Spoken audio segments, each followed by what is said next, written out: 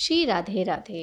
भाद्रपद मास के शुक्ल पक्ष की एकादशी को पार्श्व एकादशी के नाम से जाना जाता है। इस एकादशी को जल झूलनी, ढोल ग्यारस, वामन एकादशी भी कहा जाता है। इस दिन वामन अवतार की पूजा करी जाती है। इस एकादशी पर देवशयनी में निद्रा करते हुए भगवान विष्णु करवट बदलते हैं, इसीलिए इस एकादशी को परिवर्तनी एकादशी भी कहा जाता है। आइए हम सब मिलके सुनते हैं इस पार्श्व एकादशी की व्रत की कथा। एक बार ब्रह्मा जी से नारद मुनि ने पूछा कि हे चतुर्मुख, विष्णु की आराधना करने के लिए भाद्रपद मास के शुक्ल पक्ष में कौन सी एकादशी आती है? कृपा करके इस एकादशी का वर्णन कीजिए। ब्रह्मा जी ने कहा, हे मुनिवर, भाद्रपद मास के शुक्ल पक्ष की एकादशी को पार्श्व एकादशी के नाम से जाना जाता है। ये एकादशी बहुत ही फलदायी और पापों को हरने वाली होती है। इस दिन भगवान ऋषिकेश और वामन अवतार की पूजा होती है। आइए मैं आपको इसके व्रत की कथा सुनाता हूँ। सूर्यवंश में माधंता नामक बड़े ही प्रतापी चक्रवर्ती राजा थे। वे अपनी प्रजा को अपने पुत्रों के समान समझते थे और उनका बहुत ख्याल रखते थे। उनके राज में प्रजा बहुत ही सुखी थी। कोई अकाल, महामारी, व्याधि का प्रकोप नहीं था।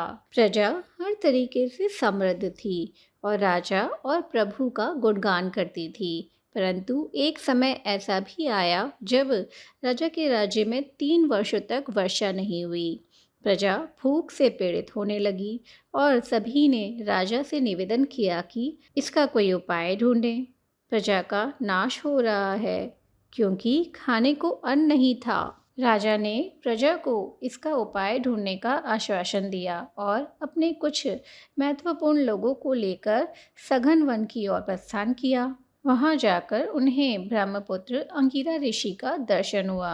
राजा हर्ष से भरकर अंगिरा ऋषि के पास गए, उन्हें प्रणाम किया और अपने आने का कारण बताया। तब ऋषि बोले, हे राजन, यह युग सतयुग है। इसमें सब लोग परमात्मा का ध्यान करते हैं और दान धर्म करते हैं। इस युग में केवल ब्राह्मण ही तपस्वी होते हैं, परंतु महाराज, आपके राज्य में एक शूद्र रहता है और वो भी तपस्या करता है। यही वजह से मेघ पानी नहीं बरसा रहे।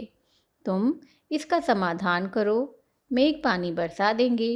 राजा ने कहा, मुनिवर, एक तो वो तपस्या कर रहा है, दूसरा वो निरपराध है, वह दोषी नहीं है। आप कोई और उपाय बताएं। ऋषि बोले, तो फिर आप एकादशी का व्रत कीजिए।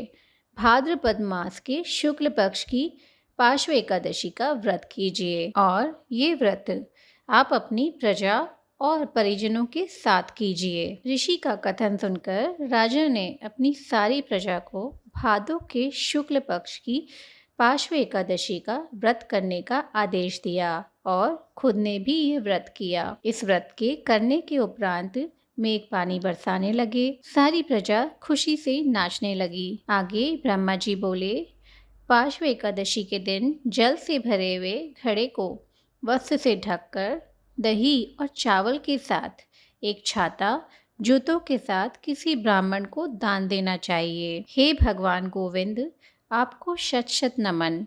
आप मेरे सारे पाप नष्ट करके मुझे सुख प्रदान करें। आप मुझे मुक्ति मोक्ष प्रदान करें। इस कथा को पढ़ने और सुनने से मनुष्य को अपने सारे पापों से मुक्ति मिलती है। श्री राधे राधे।